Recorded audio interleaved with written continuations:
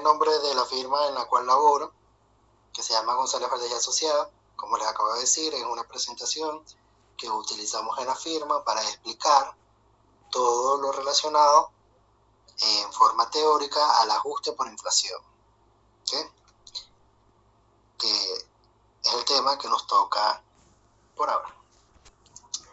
El basamento legal, ya lo conocen, es la Ley de Impuestos sobre la Renta, la misma que le he divulgado del 2015, no la del 2012, y el Reglamento General de la Ley de Impuestos sobre la Renta. Y empezamos. El artículo 171 de la Ley de Impuestos sobre la Renta nos establece que los contribuyentes que realicen actividades comerciales, industriales, explotación de minas e hidrocarburos y actividades conexas deberán, al cierre de su primer ejercicio gravable, realizar la actualización inicial de sus activos y pasivos no monetarios. A este respecto, tengo la primera consulta. ¿Investigaron qué son activos y pasivos no monetarios? Profe, yo busqué y conseguí que eran como activos no tangibles, como ideas, patentes. Pero necesito que me hagan el nombre porque por aquí no escucho muy bien. Luis, profe, soy yo, lo que pasa es que estoy afónico. Luis, con razón, Jesse. Bueno, ¿y esa voz de dónde salió? Ok, ¿qué más investigaron? ¿Quién me dice otra cosa que no sea Luis? Buenas tardes, profesor Joiner Mejía. Los activos y pasivos no monetarios pueden también conformar lo que serían nuestros bienes muebles y podría ser, sí, como los activos fijos. Bueno, por ahí va la cosa. Vamos a continuar porque después me dicen que la hora, que no sé qué más. Ajá, ¿dónde está Francis, por cierto? ¿Y dónde está Kewis? Que no los escucho. Ay, papá, ya va a salir. Yo estoy por acá, profe. Ay, ¿por qué no me hablas? ¿Y Francis? Pues tenía el micrófono apagado. ¿Y Francis? ¿Dónde está Francis? No ha llegado. Qué raro. Y está el conflictivo de de José. Bueno, Díaz.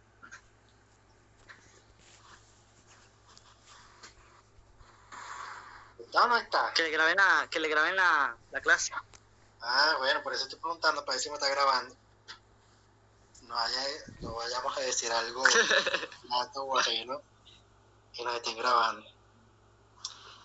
Pero bueno, voy a continuar. El artículo 171 taxativamente expresa cuáles son los tipos de contribuyentes que no están obligados a realizar el ajuste por inflación. Es decir, están excluidos de acogerse al sistema de ajuste por inflación, independientemente del tipo de contribuyente que sean. Cuando hablo de tipo de contribuyente me refiero a si es un contribuyente ordinario o un contribuyente formal.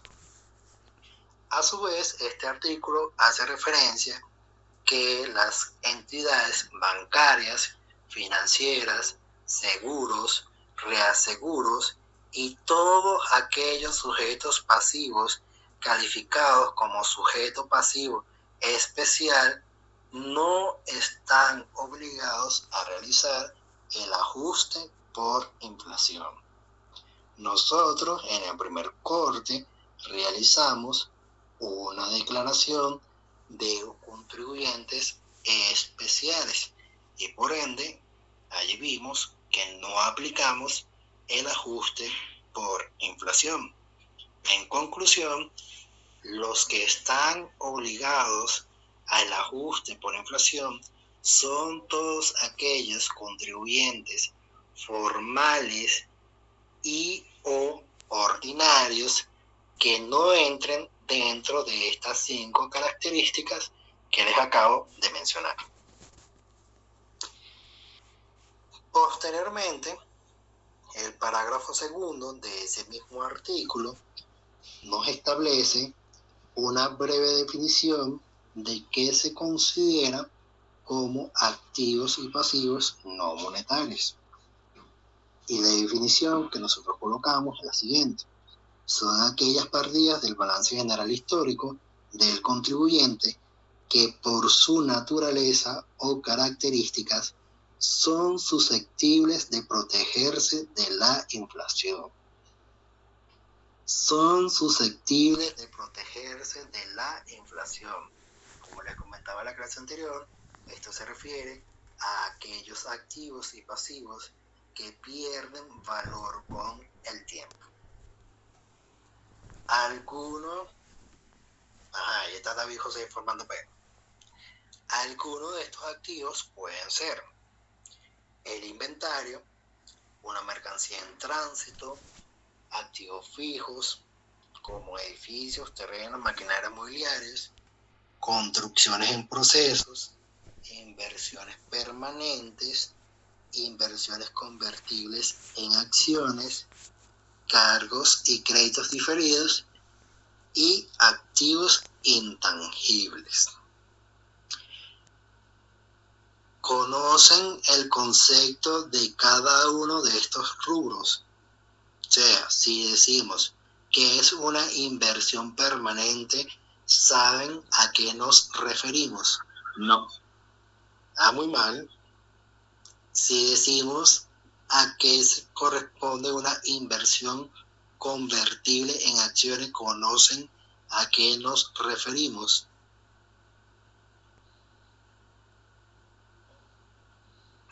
Me imagino que tampoco, porque estos futuros contadores míos no, hombre. Si ya sabe cómo somos, profe. ¿Quién me está hablando? Luis, profe, Luis. Bueno, Luis, entonces, ¿qué está pasando? El inventario todos los conocemos. Son todos o toda la mercancía disponible que posee una empresa para la venta.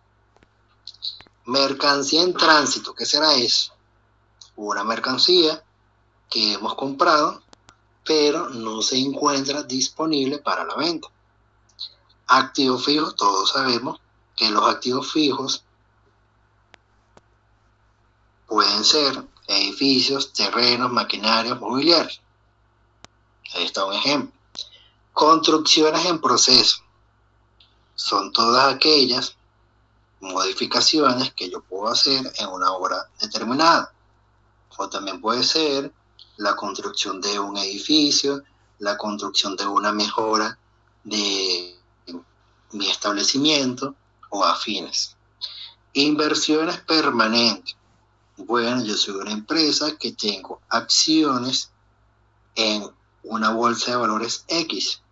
Soy una empresa que tengo acciones de una empresa posterior X. Las inversiones pueden ser inversiones permanentes o inversiones temporales. Cargos y créditos diferidos y activos intangibles, yo creo que eso lo conocemos. Y voy a continuar porque imagínense. El artículo 171 también nos establece en su parágrafo cuarto cuáles son aquellos activos no monetarios que no debemos considerar.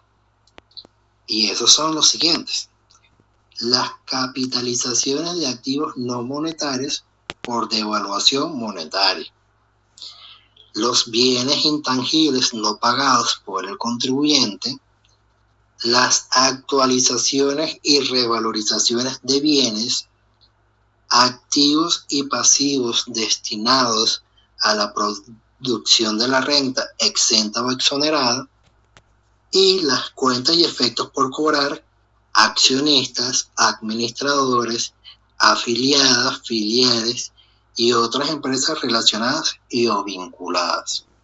¿Qué quiere decir esto? Que si yo poseo, por ejemplo, lo que vimos con la declaración, un activo, que ese activo se encuentra revalorizado por un avalúo, ese activo no se tomará en cuenta para el ajuste por inflación. Si yo me dedico a una actividad que se encuentra exenta o exonerada de impuestos sobre la renta, ese rubro quedará excluido del ajuste por inflación. También, si yo tengo una cuenta o un efecto por cobrar a los accionistas, esos rubros se excluirán del ajuste por inflación. Y si recuerdan, la semana pasada yo les dije que tenemos que hacer una serie de asientos, en la cual en esa serie de asientos debemos colocar cuáles son las exclusiones fiscales del patrimonio. Y las exclusiones fiscales del patrimonio son estos 5 rubros que les acabo de mencionar. ¿Ok? ¿Alguna pregunta? ¿Sí? ¿No? Ok, seguimos. Ajá, ahí como que alguien iba a decir algo. ¿No hay pregunta? No, profe. ¿Seguros?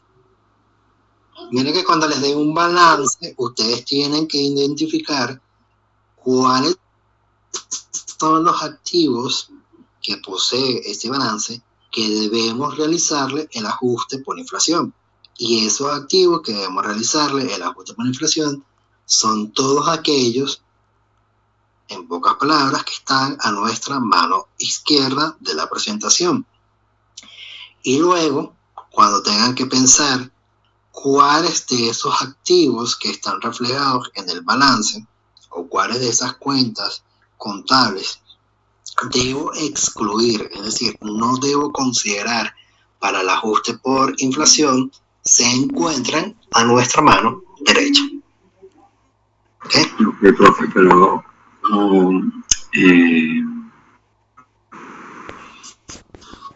capitalizaciones de activos no monetarios por devaluación monetaria. O sea, no pero qué mal. Bueno, Luis, entonces esa voz tuya.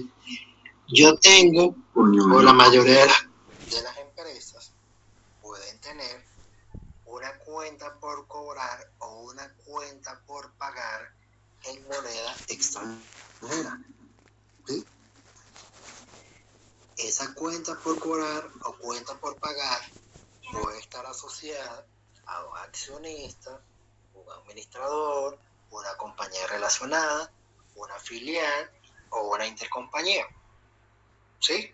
Hasta ahí vamos bien, ¿no? Una cuenta por cobrar o una cuenta por pagar a estos accionistas, administradores, filiales, afiliadas o relacionadas. ¿Qué pasa? La empresa decide en algún momento valorizar ese cobro o esa deuda. Es decir, la cuenta por cobrar o la cuenta por pagar pasa de ser en moneda extranjera a ser netamente en bolívares. A eso es lo que se refiere con una capitalización de un activo no monetario. O sea, es convertir la deuda de dólares a bolívares. Exacto, pasarla de dólares a 100% bolívares. ¿Sí? Bueno, sí, entiendo. ¿Continuamos? Sí. Okay. El artículo 172 nos establece una serie de condiciones la cual todas las empresas deben cumplir cuando realizan su primer ajuste. La semana pasada les comentaba que hay algo que se llama ajuste inicial y hay otra cosa que se llama reajuste. Y también les mencioné que nosotros vamos a hacer es el cálculo de un reajuste. Pero de todas maneras les voy a mencionar a qué nos referimos con el ajuste inicial. Es decir, cómo sería nuestro primer ajuste por inflación. Este artículo establece que se crea un registro de los activos actualizados en el cual deberán inscribirse todos los contribuyentes que están obligados o sometidos a realizar el ajuste por inflación. Actualmente, ese registro se llama RAR 23, en donde también se establece que la inscripción, es decir, cuando yo me registro al sistema por ajuste por inflación, debo cancelar el 3% sobre el incremento del valor del ajuste solo de los activos fijos depreciables. Es decir, que yo tengo que realizar mi planilla RAR 23 en donde tengo que ajustar todos los activos fijos depreciables.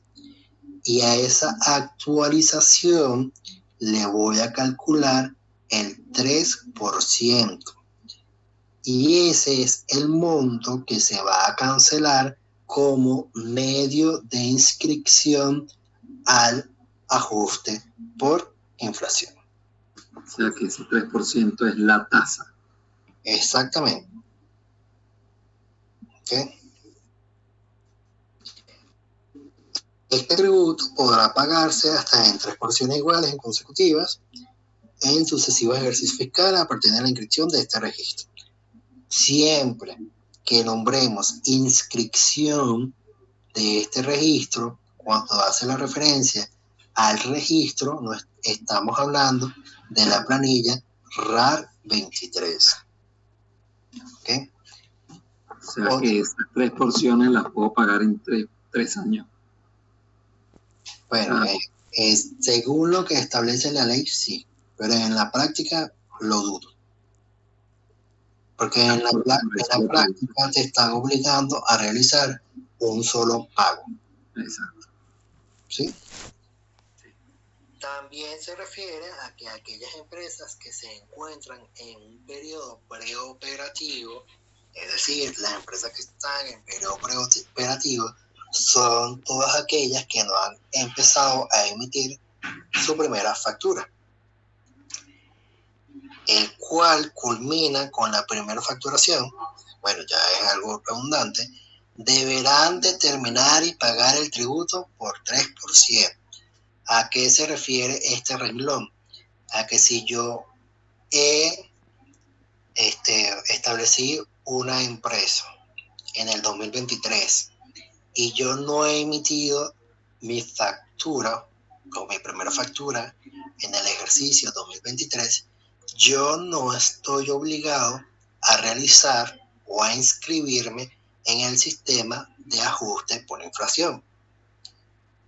La condición para que yo me sujete al sistema de ajuste por inflación es que yo en ese ejercicio 2023 ya haya emitido mi primera facturación.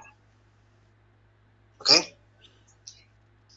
También debemos recordar que independientemente de si cumplí los 12 periodos, siempre que yo establezco mi ejercicio fiscal, por ejemplo, yo constituí una empresa en marzo y dije que mi ejercicio fiscal va a ser los primeros de enero hasta el 31 de diciembre de cada año.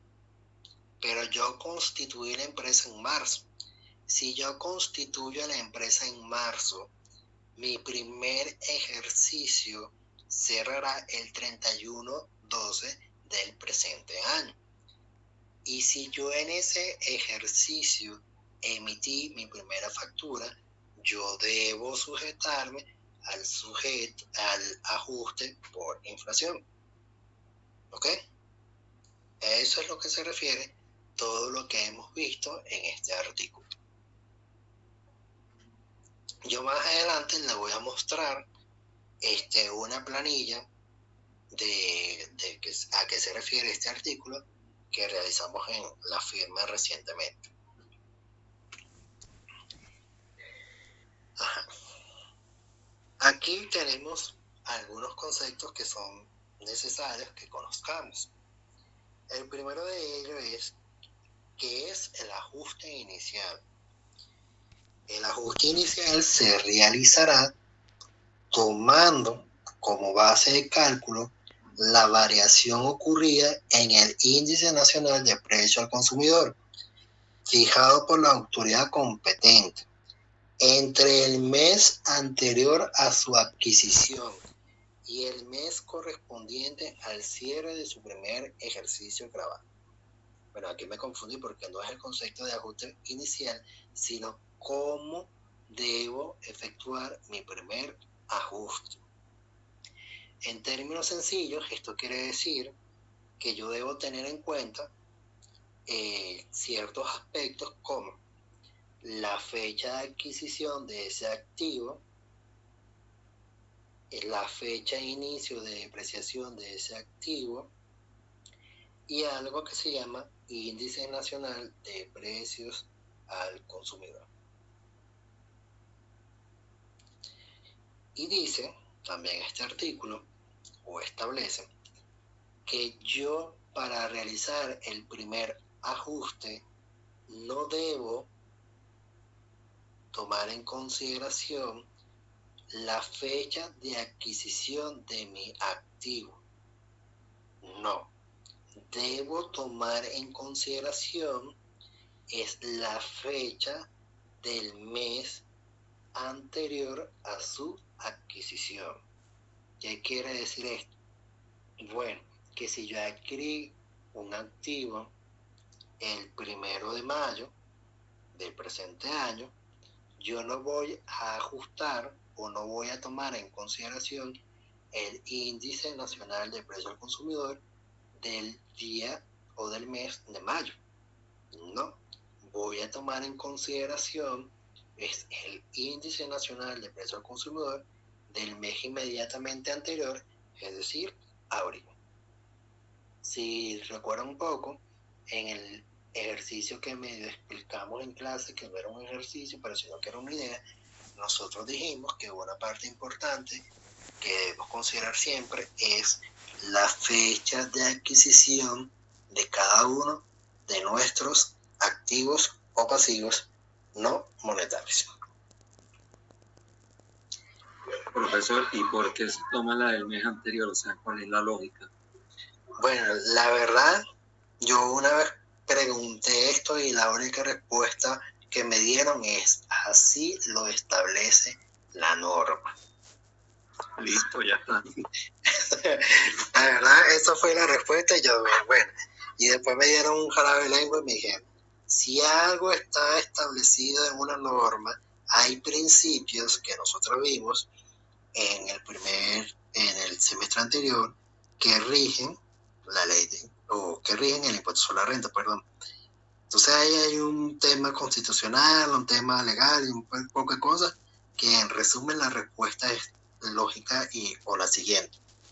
Si algo está establecido en una ley, lamentablemente tenemos que decir amén. Bueno, iremos a la Asamblea Nacional a quejarnos.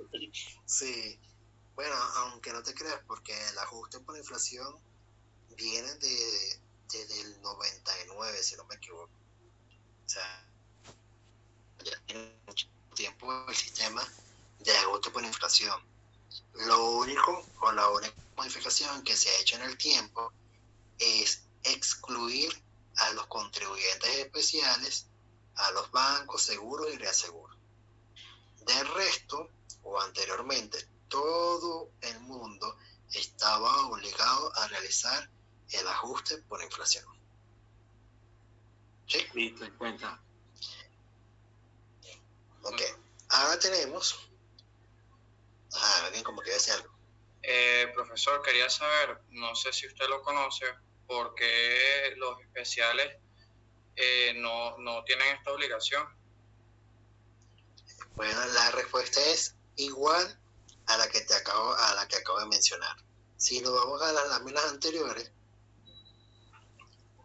aquí, cuando me fui para donde era, nosotros vimos que el artículo 171 taxativamente excluye a todos los sujetos pasivos calificados como especiales. Entonces, si algo está establecido en norma, debe cumplirse. ¿Sí? O sea, no es algo que está inventado, es algo que está establecido en la norma. Ok. Ajá, digamos por acá. Entonces, ¿a qué se refiere depreciación y amortización actualizada? Esto dice que es el valor resultante del ajuste de los activos fijos y que el mismo deberá depreciarse o amortizarse en el periodo originalmente previsto para lo mismo, y solo se admitirán para el cálculo cuotas de depreciación o amortización para los años faltantes hasta concluir la vida útil de los activos, siempre que ésta haya sido razonablemente estimada. ¿A qué se refiere todo esto? Nosotros conocemos que hay activos que se deprecian y hay otros activos que se amortizan. Este artículo lo que dice en primer lugar es que el valor o el tiempo de depreciación y amortización de ese activo tiene que ser algo razonable. Por ejemplo, si un vehículo, por normas internacionales y todas esas normas que ustedes ven durante la carrera, debe de asignarse normalmente una vida útil de 36 meses, yo, la empresa, no puede o sería ilógico que le establezca a ese activo una depreciación de 50 meses. Esto lo que quiere decir es que todos los activos deben de tener un tiempo razonable de depreciación y amortización. ¿Y por qué es esto? Bueno, porque mientras un activo no esté depreciado, va a tener acumulando en cada ejercicio un costo histórico, a diferencia de un activo que está 100% depreciado. Si nosotros hacemos el ejercicio de un activo depreciable, si el costo histórico es 100 y la depreciación acumulada de ese activo es 100, ese actualmente tiene un valor 0. Y si ese activo tiene un valor 0, no habría nada que ajustar o hacer el ajuste, el monto no nos diera un saldo reajustado. ¿Por qué? Porque el activo está 100% depreciado. Por cierto, ¿dónde está Ángel? Ángel, no te he escuchado. Ya le escribí. Profesor, y en cuanto a ese término de razonable, ¿cómo tú determinas qué es razonable y qué no? Porque, bueno, la verdad, eso es un poco más de la parte financiera, pero se supone que hay una norma que establece cómo asignarle la vida útil a los activos. O sea, no es algo que yo digo, bueno, yo compré un celular y yo creo que la vida útil de ese celular es de 4 años. No. Hay una norma que establece cuánto puede ser la vida útil razonable de ese celular.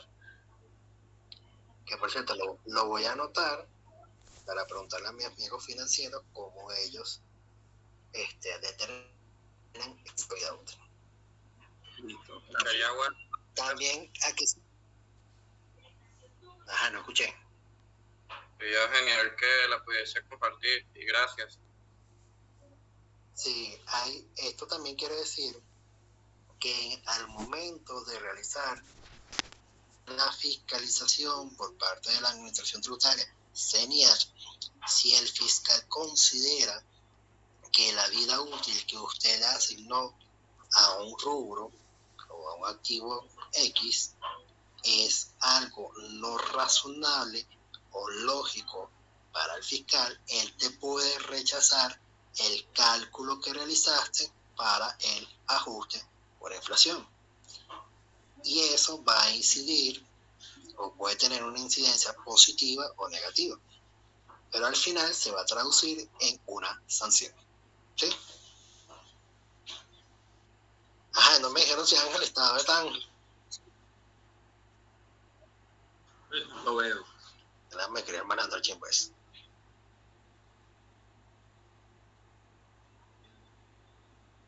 Y a nivel está. Oye, es que Ángel vive allá en Narnia, profesor. Todavía está metido en el... ¿Dónde vive Ángel? No, en Caricuao, allá en el culo del mundo. ¿Y a nivel? No, ella sí no sé dónde No, vive. o sea, pero no está presente. Oye, no sé si tenga otro nombre de perfil, no sé. Ajá, ¿y Francis llegó o no llegó? Bueno, díganle a Francis que si no llega nos damos los equipos. Ok. Ya les he mencionado y ya les he dicho que hay dos ajustes. El primero que se llama ajuste inicial. Y luego tenemos el posterior, es decir, el que se realiza después que yo presenté mi planilla RAR 23, que es el ajuste inicial por inflación. Entonces, posterior a que yo hago mi primer ajuste, en mi ejercicio siguiente debo realizar el reajuste por inflación. Y el artículo 176 establece lo siguiente.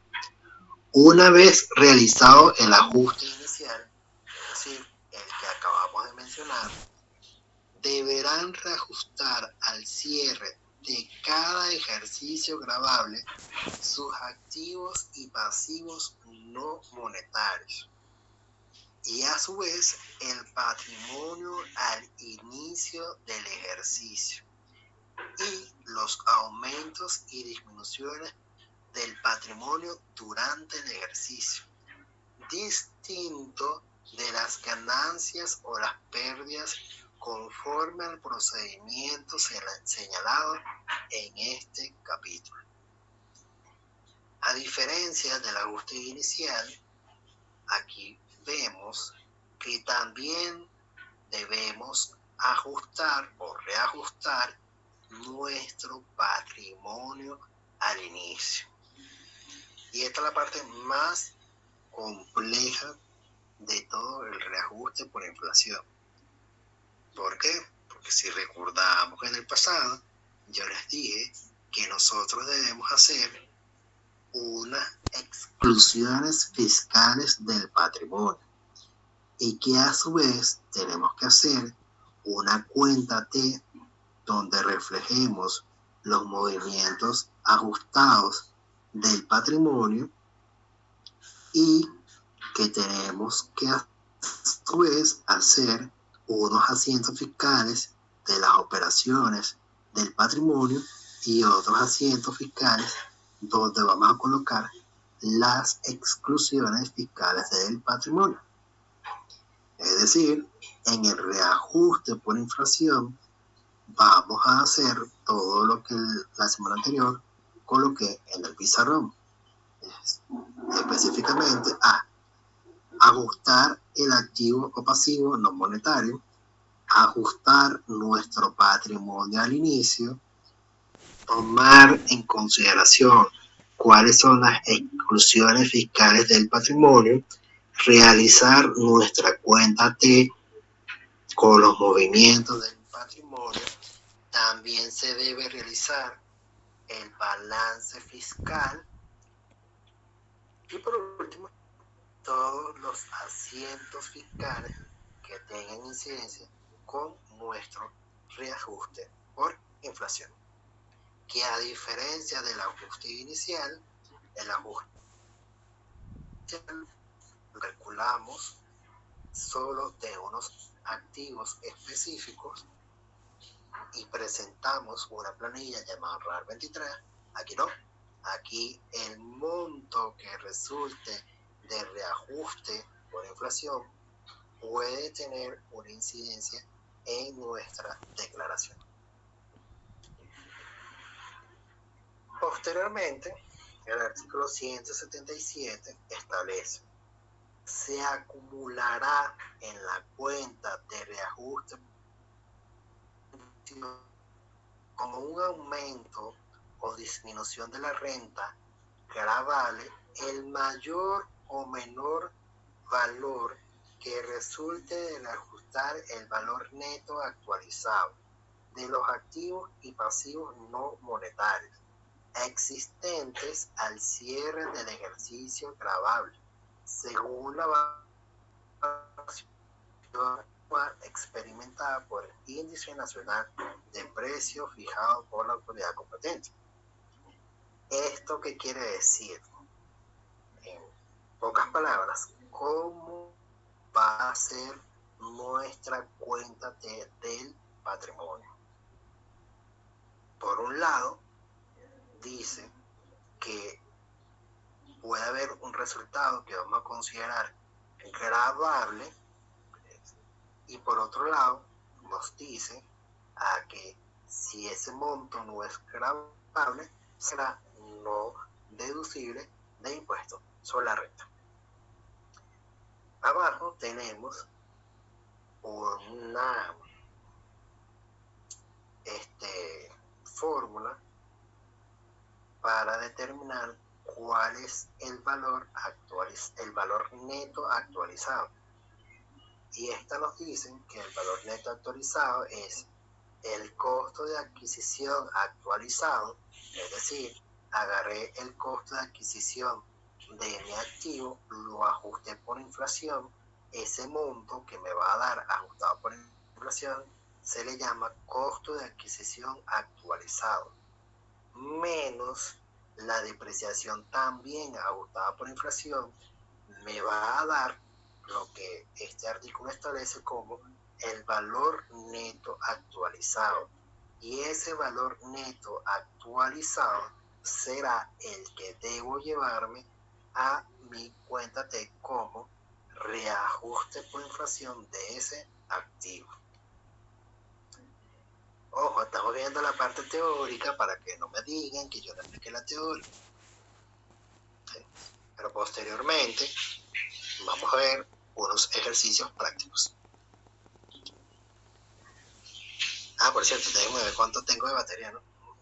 Todavía tenemos bastante. Seguimos.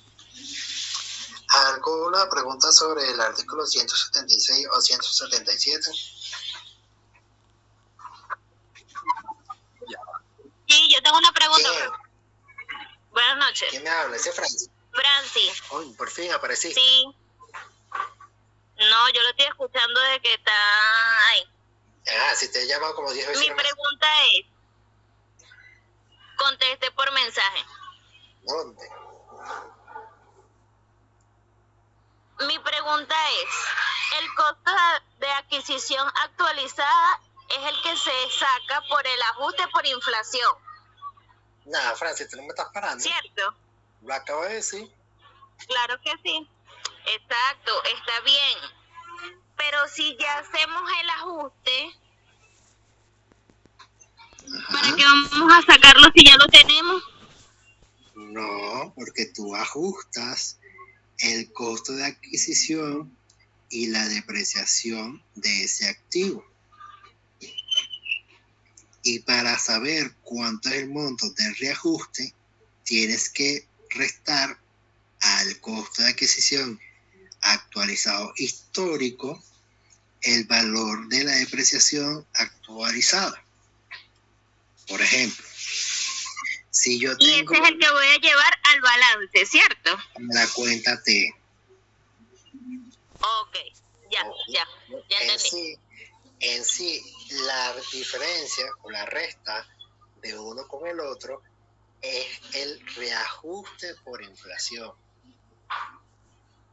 Ok, ¿Sí? Porque pensé que nada más era el ajuste por inflación, no reajuste. ya estamos en el reajuste, ya estamos muy allá. Ya entendí. Que a diferencia del ajuste inicial, en el ajuste inicial solamente tenemos que ajustar nuestro costo de adquisición, tenemos que ajustar nuestra depreciación acumulada, pero no aplicamos esta fórmula. Aquí lo que hacemos es sobre el monto, les estoy engañando. Cuando hacemos lo que anteriormente vimos, de aplicar el 3%, ¿sobre qué monto aplicamos el 3%? Sobre el valor ajustado. Y el valor ajustado es la diferencia entre el costo de adquisición actualizado menos la depreciación acumulada actualizada. ¿Sí? De esta manera ahorita voy a poner unos ejercicios para que no me digan que no apliqué, que el película bacharaca y me malandré.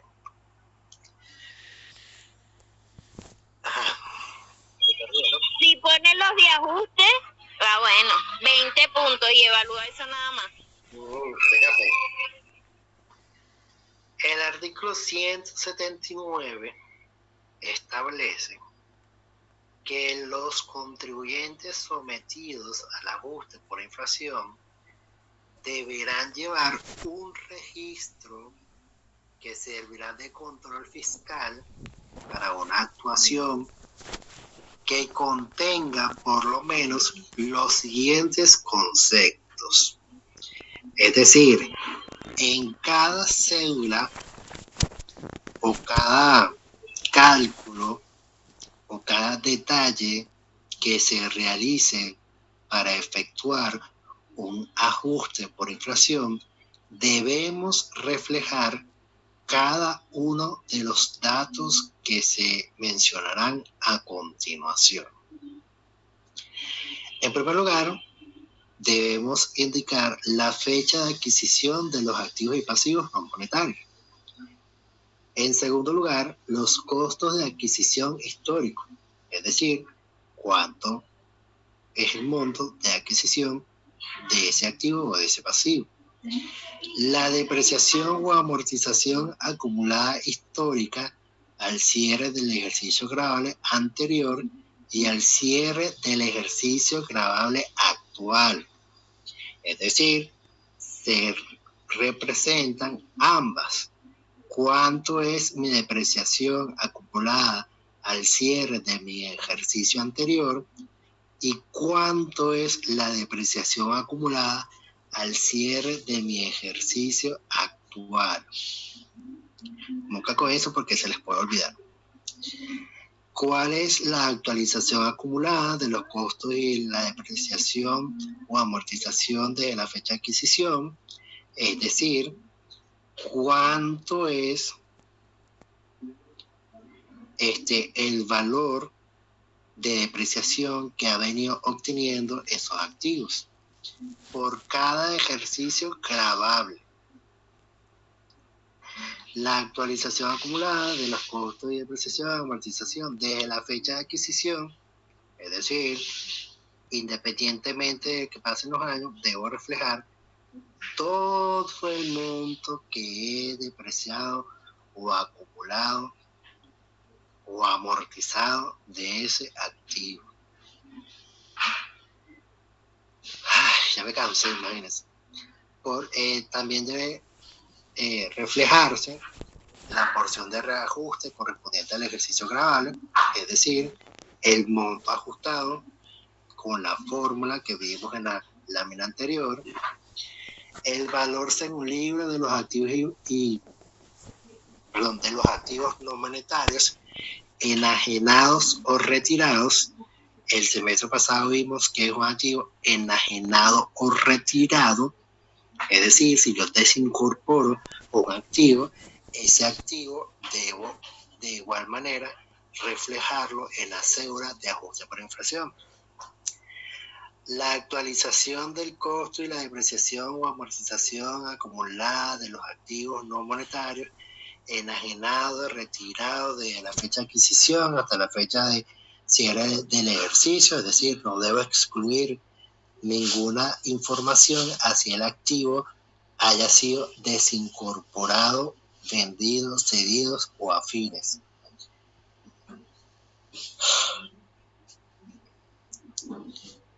El ajuste inicial del costo y de la depreciación o amortización acumulada no imputables al costo de venta y el precio de venta de los activos no monetarios enajenados. La verdad, estos dos últimos, en todo el periodo que he estado en firma, nunca los he realizado, así que no pretendan que se les va a colocar de ejercicio para que no nos enredemos. Ajá, seguimos. Ahora vamos a hablar un poco sobre cómo se reajusta el inventario. Pero en sí, déjame creer. Esto es como mucha teoría. Imagínense, ya tengo 1 hora y media hablando más. El artículo 180 establece cómo se ajusta el inventario, que era lo que yo quería que ustedes realizaran sin yo explicárselo. En primer lugar, dice, se cargará o abonará a la cuenta de activos correspondiente y se abonará o cargará a la cuenta de reajuste por inflación. Les recomiendo que tomen datos porque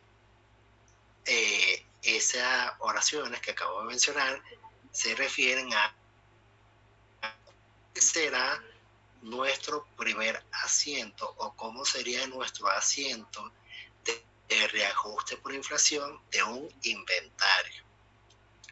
Y me imagino que todos sabemos a qué se refieren las palabras abonará o cargará.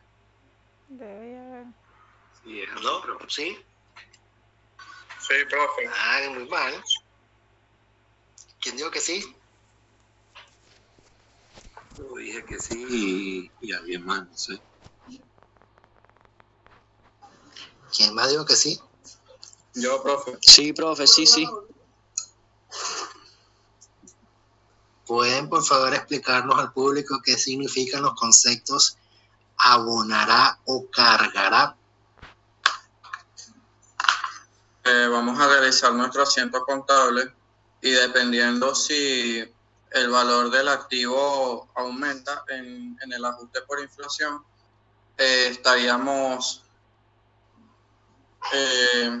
tendríamos que hacer nuestro asiento contable y tendríamos que abonar a ese activo y cargar contra una cuenta de reajuste por inflación.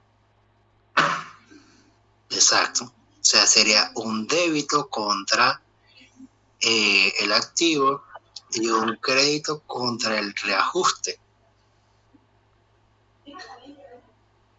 ¿Sí o no? Exactamente, profesor. Ok.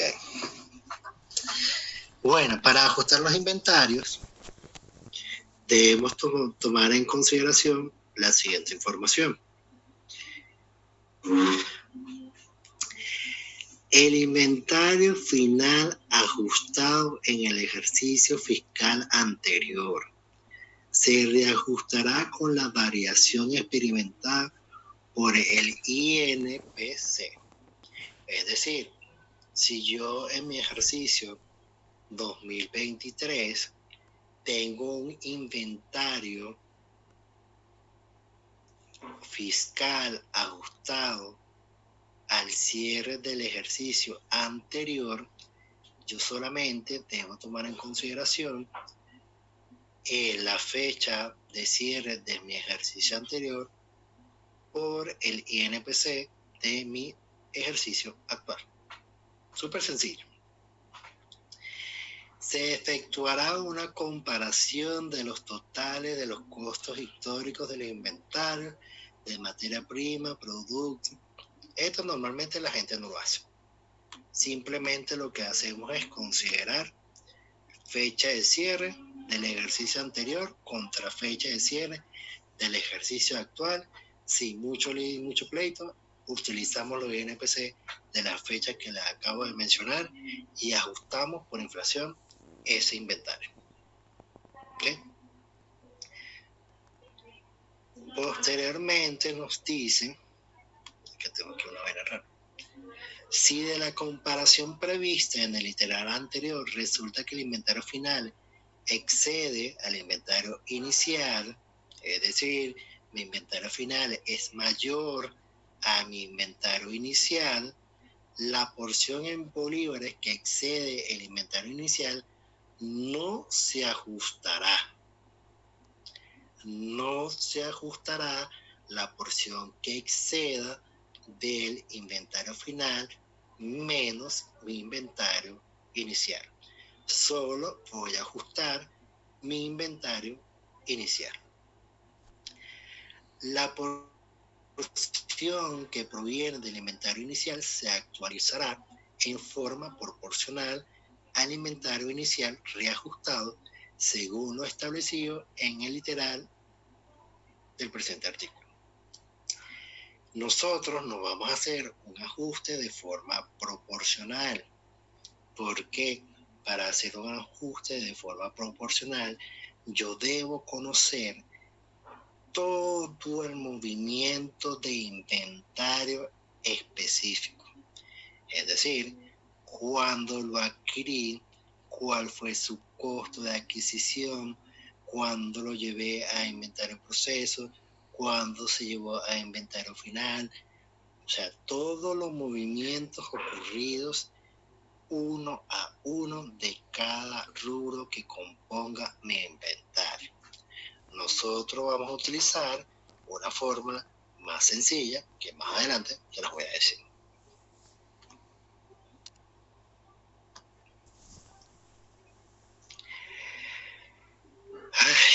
Imagínense. El inventario final actualizado según la metodología señalada en los literales anteriores se comparará con el inventario, con el valor del inventario final histórico.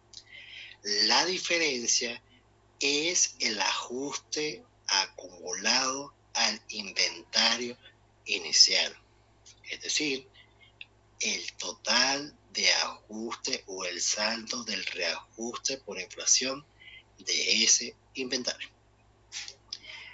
Posteriormente nos dice, se comparará el ajuste acumulado al inventario, lo que acabo de mencionar en el párrafo anterior, obtenidos para la comparación prevista en el literal D con el ajuste acumulado en el inventario final, en el cierre del ejercicio tributario anterior. Si el ajuste acumulado al inventario final del ejercicio tributario es superior al ajuste acumulado al inventario final en el cierre del ejercicio tributario anterior, la diferencia se cargará a la respectiva cuenta de inventario de activos del contribuyente, con crédito a la cuenta de reajuste por inflación. Esto lo que quiere decir es que yo debo comparar mi saldo de ajuste acumulado del inventario inicial con mi saldo del ajuste acumulado de mi inventario final. De ser superior el ajuste acumulado del inventario final al cierre del ejercicio actual, la diferencia se cargará a la cuenta respectiva de inventario contra la cuenta reajuste por inflación. Ahí tenemos nuestro asiento de reajuste por inflación de los inventarios. Si de la comparación del literal anterior se deduce que el ajuste acumulado al inventario final del cierre del ejercicio tributario es inferior al ajuste acumulado al cierre del ejercicio anterior, es decir, tengo un saldo ajustado menor al saldo ajustado en mi ejercicio anterior, la diferencia se acreditará a la respectiva cuenta de inventario del activo y se cargará a la cuenta reajuste por inflación. En un caso, nos establece un asiento donde mi inventario final del ejercicio actual es, o el ajuste del inventario del ejercicio actual es superior al ajuste de mi inventario del ejercicio anterior, y en otro nos dice cómo será el asiento si el ajuste de mi ejercicio actual es inferior al ajuste que determiné en mi ejercicio anterior. ¿Sí? Cuando vayan a hacer los asientos del ajuste del inventario, deben tomar en consideración estos dos párrafos para poder realizar mencionados asientos. ¿Sí? ¿Vamos bien? Bueno, ahí más o menos. Sí, yo sé que es un poco complicado porque hay muchas cosas que son técnicas. Pero bueno. Sí, sería ya releer los artículos cuando sea necesario, o antes de podérselos aprender. Sí, esto es un poco complejo porque normalmente la gente tarda mucho tiempo en entender primero cómo se hace un ajuste. Después se tarda mucho tiempo en comprender cuál es el saldo reajustado por inflación. Y posteriormente se tarda otro tiempo comprendiendo cómo se deben realizar los asientos. O sea, yo sé que no es sencillo. Yo tardé mucho tiempo en entender esas tres cosas. Y también tardé tiempo en comprender cómo en Carrizo se hace un balance fiscal, que nosotros no lo vamos a hacer. Pero como nosotros acordamos que vamos a hacer un trabajo fabuloso en equipo, yo creo que 3 personas actuantes y pensantes, como cada uno de ustedes, puede sencillamente leyendo y visualizando cada uno de los ejercicios que vamos a hacer, realizar lo que acordamos. Ajá, sigo.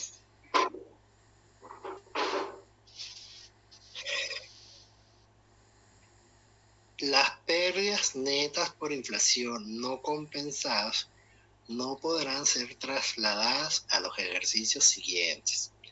¿Qué quiere decir esto? Que si yo tengo una pérdida por inflación, si recuerdan el modelo de la conciliación, después que determinábamos las partidas que sumaban y restaban, había un renglón que decía ajuste por inflación.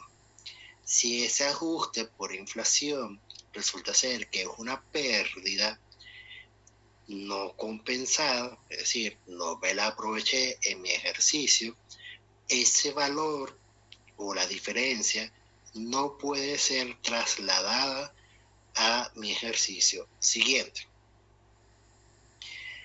El reajuste por inflación según el artículo 182 de la ley establece que se acumularán en la partida de reajuste por inflación como una disminución o un aumento de la renta gravable, el incremento o disminución del valor que resulte de reajustar anualmente el patrimonio neto al ejercicio gravable. Es decir, que cuando hablamos de activos y del patrimonio, el resultado debería ser una partida gravable.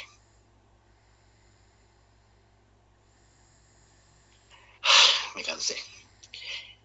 Para determinar esta fórmula, o lo que establece este artículo, tenemos una fórmula que dice que el patrimonio neto es igual a mis activos no monetarios menos mis pasivos no monetarios.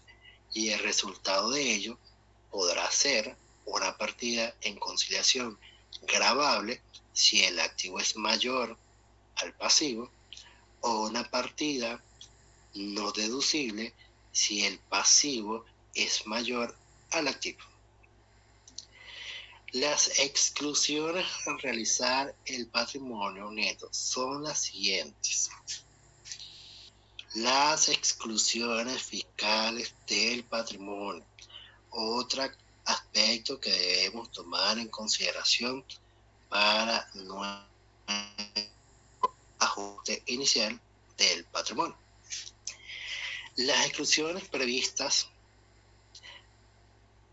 se acumularán a los solos efectos de la presente ley en una cuenta de patrimonio denominada exclusiones fiscales históricas del patrimonio.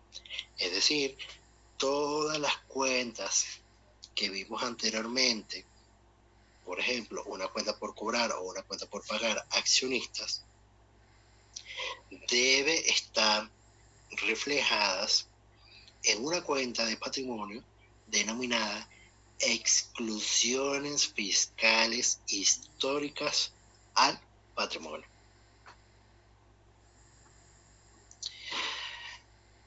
Ojo, aquí ya pasamos de un activo y un pasivo y por alguna razón entramos a cómo sería el ajuste del patrimonio. ¿Okay?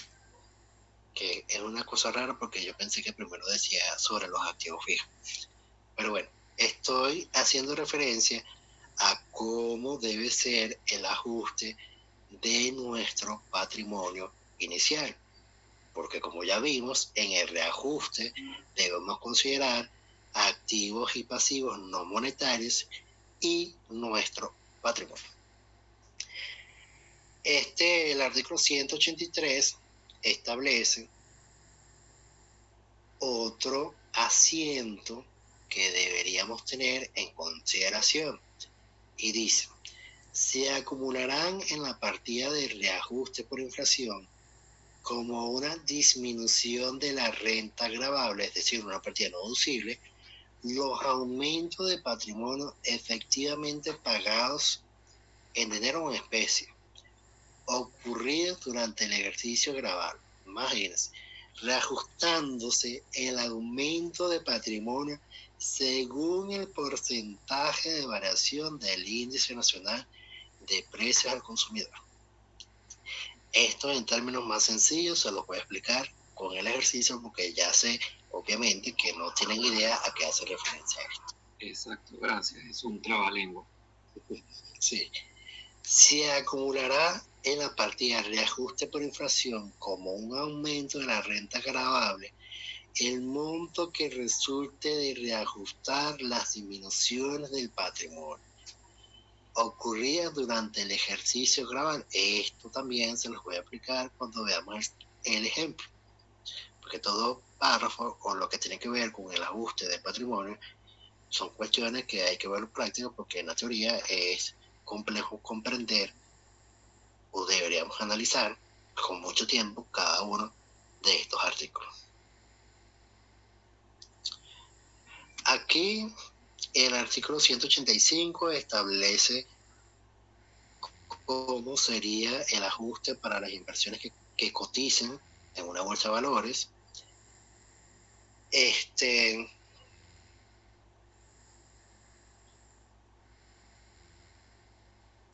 En pocas palabras dice que se deberá ajustar según su cotización en la respectiva bolsa de valores a la fecha de su enajenación o a la fecha de cierre del ejercicio gravable. Es casi igual a la inventario. Debemos tomar en consideración el INPC de mi ejercicio gravable anterior, versus el INPC de mi ejercicio gravable actual. En pocas palabras, eso es lo que quiere decir el artículo 185. Estas inversiones se consideran como activos monetarios y así deben ser clasificadas en el balance general. Aquí hay un pelón porque nos hace falta unas disposiciones que están establecidas en los artículos 76 y 77 de la presente ley.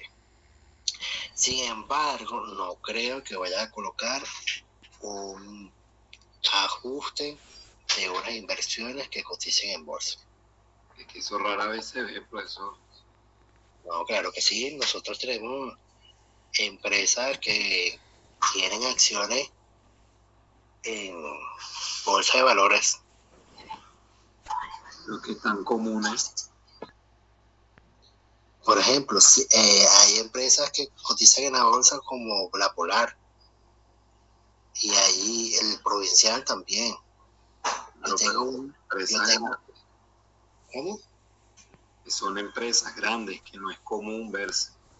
Claro, hay una lista que la publica el banco, el Banco Central no me acuerdo cuál es el ente, que publica cuáles son las empresas que cotizan en la bolsa de valores y cuál es su valor de cada acción. De todas maneras, eso lo puedo anotar como pendiente para yo buscar cuáles exactamente son. ¿Sí? Aquí en el 187 establece que el contribuyente que fuera propietario de activos fijos invertidos en el objeto, giro de actividad señalados, totalmente depreciados o amortizados, podrán reevaluarlos. Es decir, como parte de esto lo vemos en la declaración de una persona o en el artículo 27, y al igual que el artículo 27, el artículo 187 establece que la regularización no entra dentro del ajuste por inflación. El artículo 187 lo reafirma.